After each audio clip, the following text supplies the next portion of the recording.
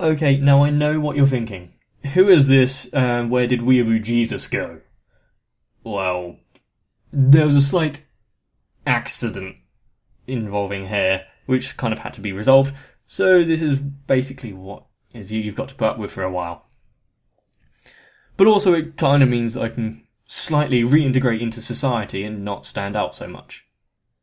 But if you're alright with that, then let me continue, because we're still on our adventure into the Abyss, and, well, Ozen is opening up about a few things, isn't she? Things are just kind of taking shape now, aren't they? Ozen filling Rico with despair, saying, she's dead. And then like, Joan only joking. Silly. Why do you believe something that anyone tells you in this world? And, of course, some rather chilling information that I'm not entirely sure if I've wrapped my head around yet, but let's go back into the episode. So grab yourself some snacks, and let's start.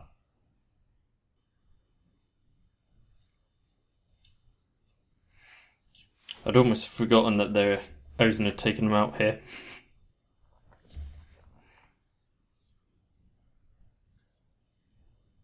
Oh, okay. Trial by fire, indeed, yes. If you can't do it down on this level, there's no way you could do it on the deeper ones.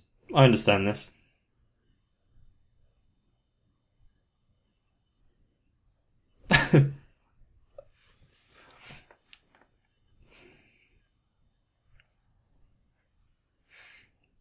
No incineration blast.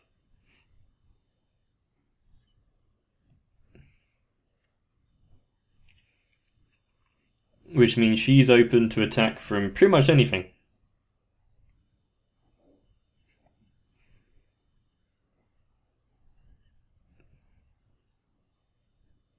And then since he can't be destroyed or damaged, he's going to have to live with the fact that he's basically got her killed.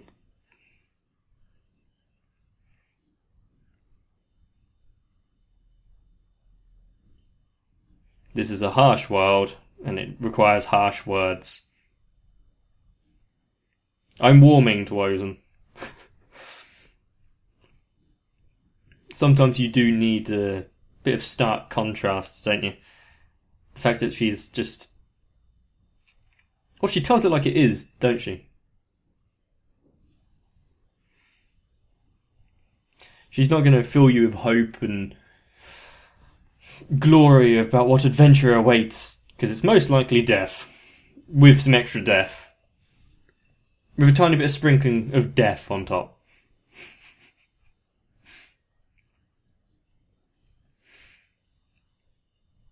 If the fact that, she's already been almost eaten by a corpse feeder, and was it a purple? I think it was a purple whistle that was being eaten by a corpse feeder. So it just shows what danger they are in, considering she is still very much a child and impossible to actually defend herself.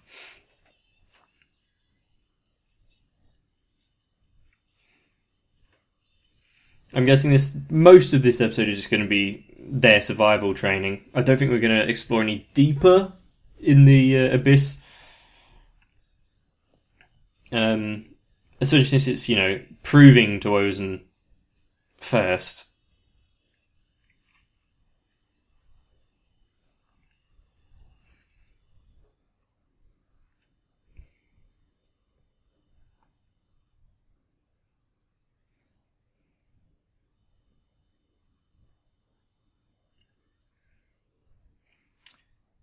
You need water, food, and shelter if you're going to survive for 10 days.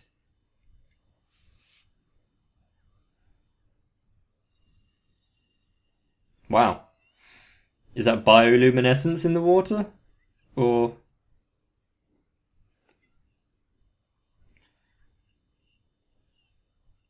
Well, that's lucky. I mean, it's good that she has that kind of knowledge. The water might be clean and fresh, but is there anything in the water?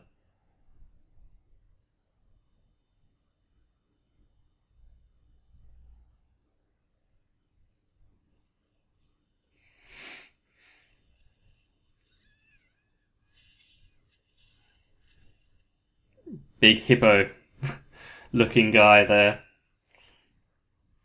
Instead of just screaming, how about moving?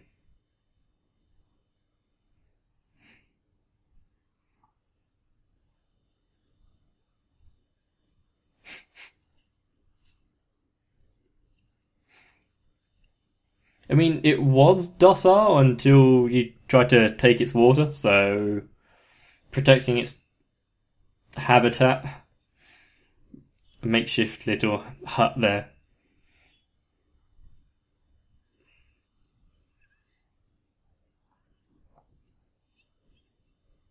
Mm-hmm.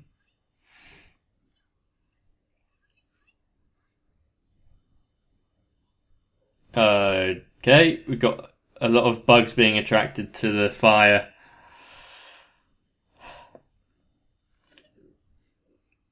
You could also use the smoke to try and repel the insects, but not sure how you'd utilize it.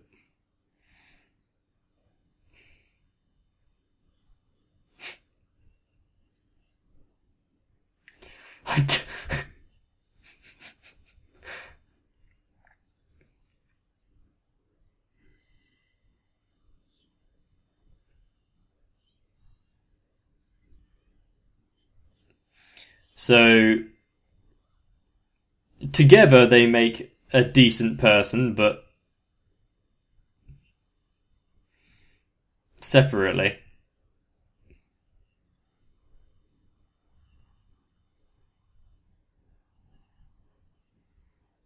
Mm-hmm. And it would be interesting to see what happens for her, wouldn't it?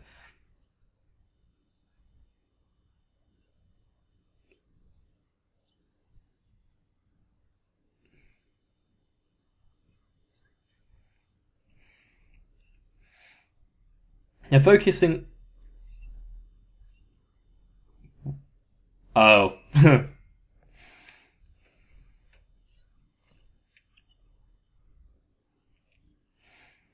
She's smart, but incapable.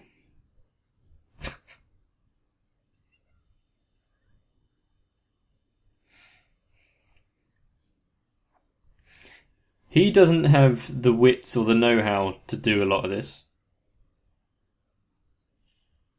Hmm.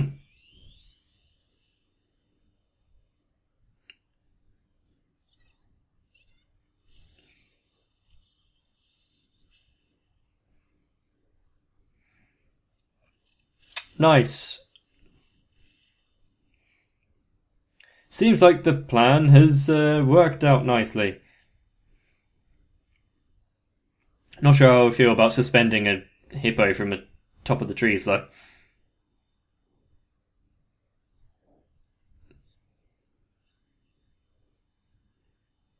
Mm-hmm.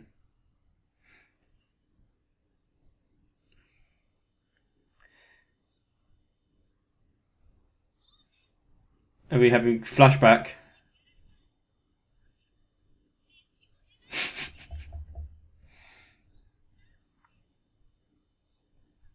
Ah, drinking contest, of course.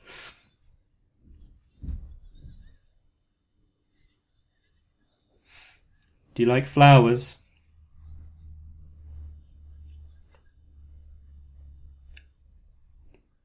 Forget surprised Pikachu. Surprised Ozen.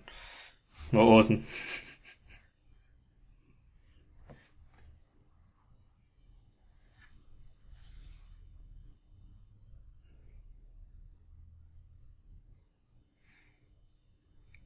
Oh, is this Rico? Yes.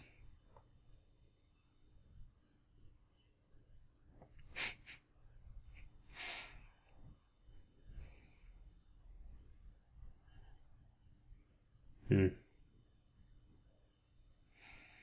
Well, it's lucky they had that artifact then, isn't it? But considering, even in a world like this, certain things can take their toll.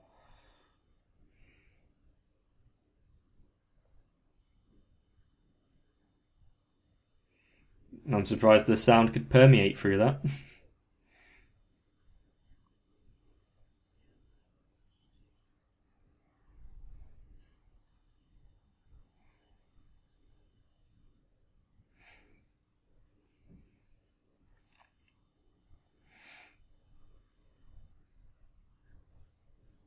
I wonder if there are any animals that is probably not good to eat.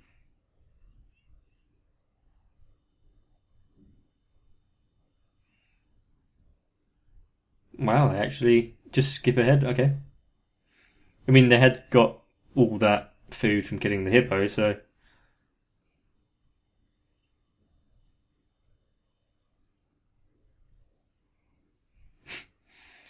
you took out the hippo, you got all the source of clean water, and you didn't think about, you know, washing all the grime off after 10 days.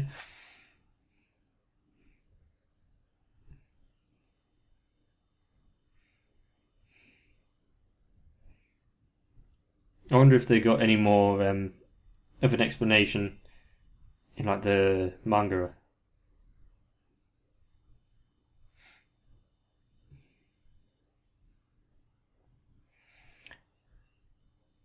But while he's been here in relative comfort, they've been out in the wilderness, so.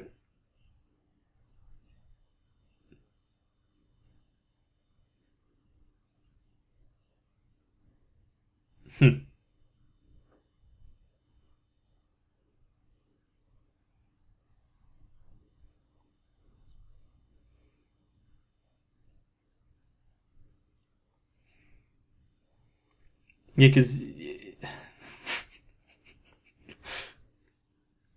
she's just happy to be back, and he's still fretting, isn't he?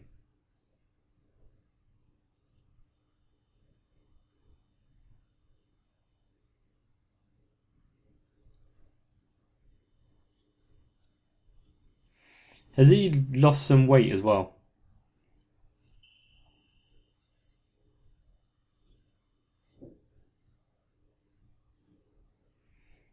Is it different? Is there more? Is he unlocking his hidden power?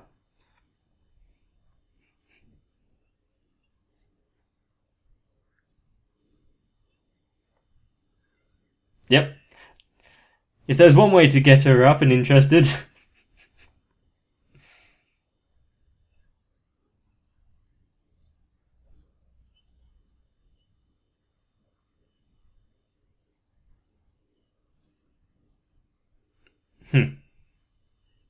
Fair enough.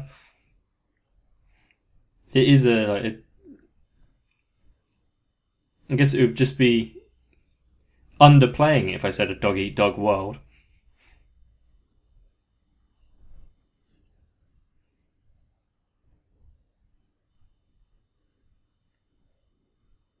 Losing track of time. Her posture is slouching more and more.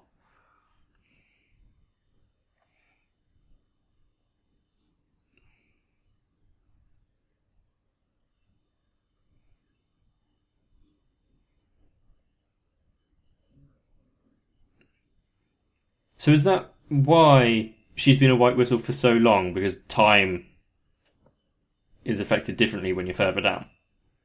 Or is it just that she's that resilient?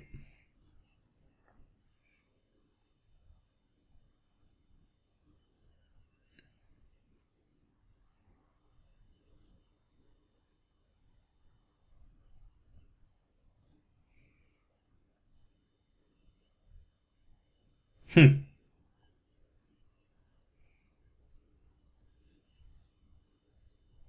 She's filling her with a lot of hope there, isn't she?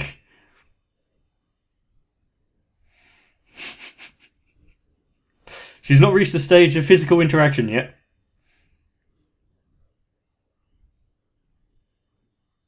Hmm. And Some of my joints sound like that sometimes. Nice. Plague Doctor. Machine.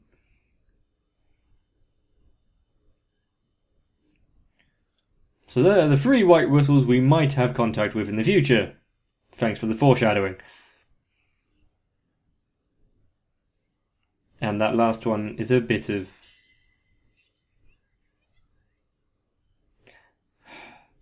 He's not so kind as her, apparently.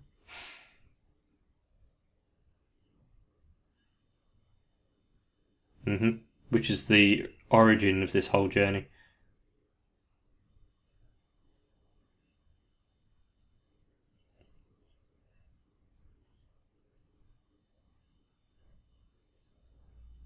Was it...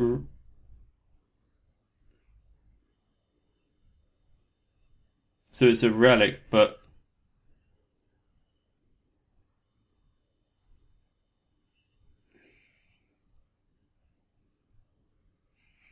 So it wasn't written by her, but it was sent up as a kind of a clue of what's going on.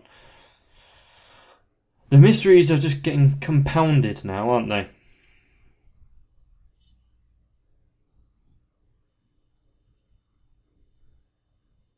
Is that's her... Yeah, the one that was on the grave.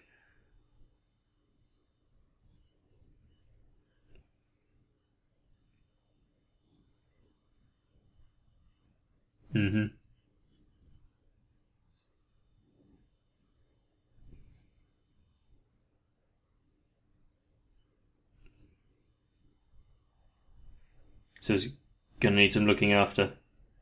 Oh, okay.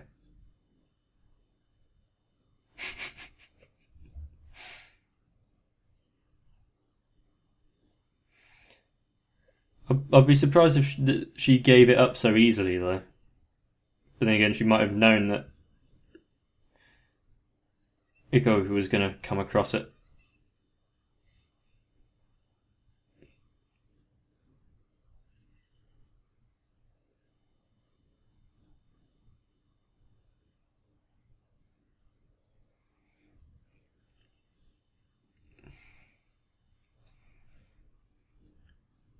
Okay, so only the white whistles know about this. No one on the surface should have knowledge.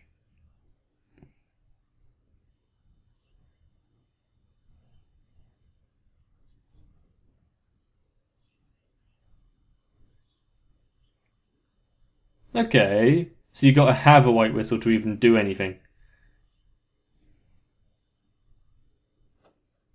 That smile.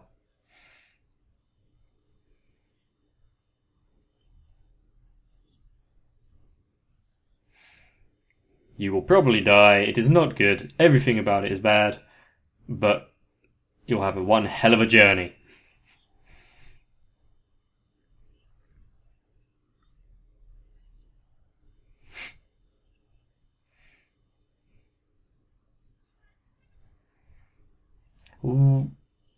Does Ozen just not like goodbyes, or does he have something else to attend to?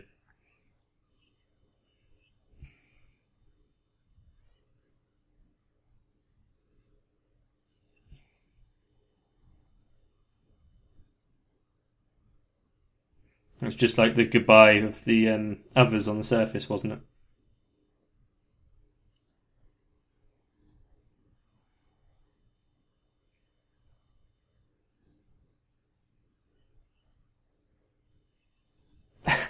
He wants them to give up. I'm guessing he doesn't get too many visitors.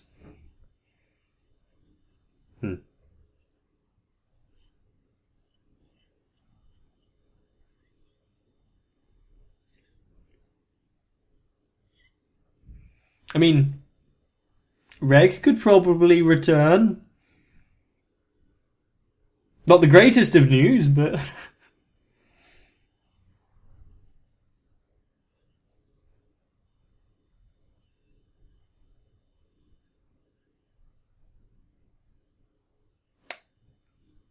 Thanks for that little drip of exposition for me.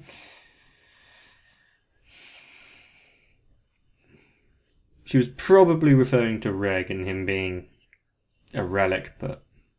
Or it's herself and talking about Liza, but that one's less...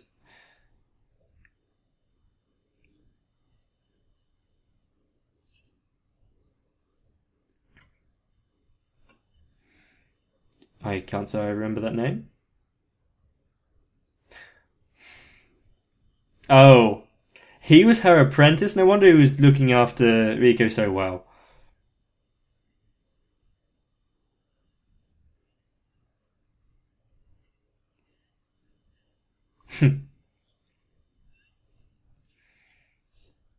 So even though they're regarded in such high light and high praise, people are still people, and therefore terrible.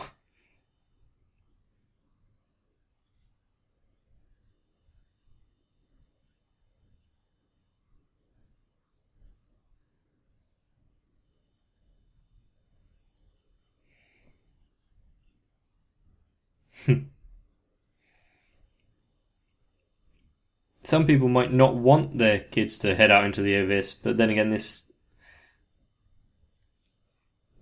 world is slightly different, isn't it?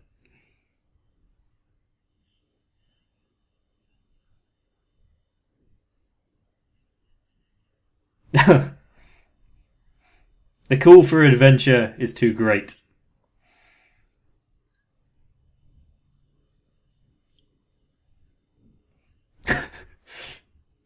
Doesn't hold back, does she? But I suppose knowing these kind of things is probably good.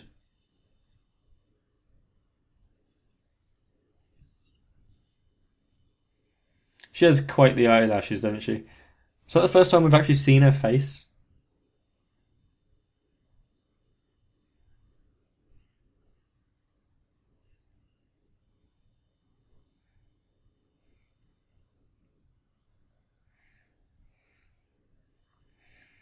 The soundtrack is quite good, isn't it?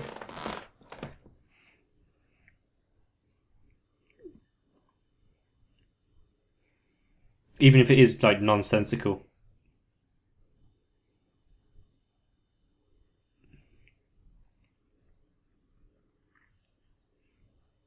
And the fact that they now have it in just silence and we're hearing the wind.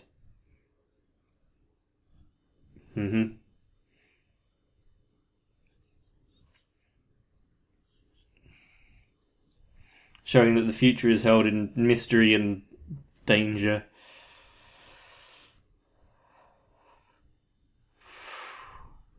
The Great Fault.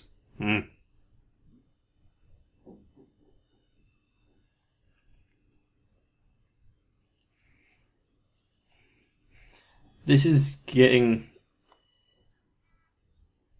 quite interesting, really, isn't it? We've got so many elements that are being shown to us. And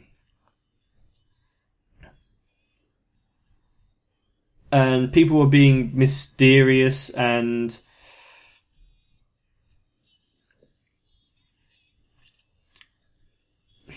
but I say people, it's really Ozen.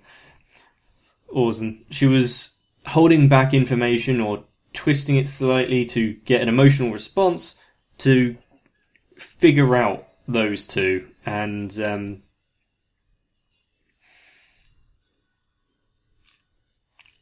I mean, I kind of get it. Because it's a good way of making sure someone doesn't die without you actually having to straight up say, you know, I'm kind of worried about you on your current journey. So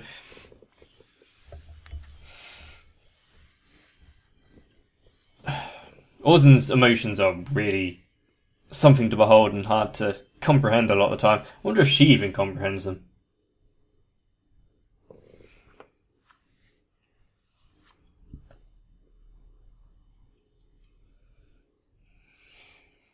It looks like sheer cliffs. But yes, that was Made in Abyss, and as we now know, Ozen isn't quite the horrible character we were led out to believe. And everything that she did, while unconventional, was pretty much for everyone's benefit. And also for her own entertainment. We can't really let that go past. And if she's apparently the good one out of the two, when she was talking about one of the other white whistles, then damn. If anything, it's just got me interested in seeing the other white whistles more, because it flashed past really quickly, but it's like, here's some things that only we know. We're a secretive club that we don't tell anyone else. Almost as like they don't want anyone exploring the abyss more than them. And pretty much like anything, give people enough power and respect, and the effects of the abyss itself causing psychosis or something apparently, then they're gonna be quite entertaining. And that's all I can really hope for. So they do make a good team together, both Reg and Rico, and really it is, if you want to be successful, you got to work on and build everyone's skill set and incorporate it into your plans. That's why they work quite well together. She has the knowledge of pretty much most of the creatures in the abyss because of her journals and whatnot. And he has the ability to not die and actually be helpful.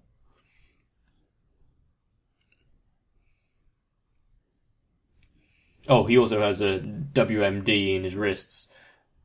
Probably shouldn't be used too often though, because of the inherent risks of him passing out. I do wonder how often that's going to come up, because it was said that, you know, he used to be able to control it so handily, so expertly. But which would mean that he's got to practice on refining his technique. But he can't refine it while he's in the abyss, because it would leave Rico open to danger. Catch-22. Which do you do?